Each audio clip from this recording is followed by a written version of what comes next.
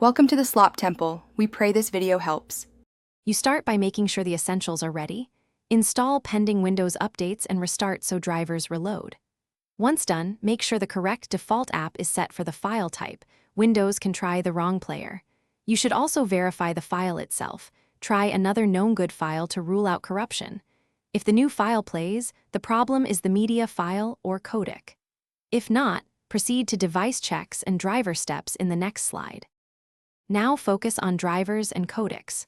Open Device Manager and update audio and display drivers. Use the manufacturer's installer when available for newer fixes.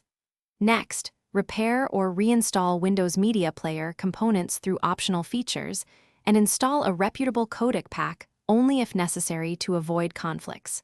Once drivers and codecs are set, run the Windows Troubleshooter for playing audio and video to collect logs and apply automated fixes. Make sure to reboot after each major change so the system registers updates.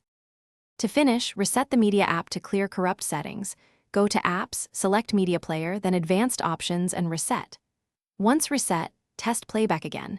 If problems persist, try Safe Mode or a fresh user account to determine whether the issue is system-wide or profile-specific.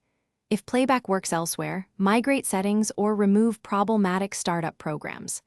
Finally, if nothing fixes it, reinstall the player or use system, restore to return to a known good state. If stuck, one key troubleshooting tip: capture error messages and check Event Viewer for. Thanks for watching. Consider subscribing if we helped you.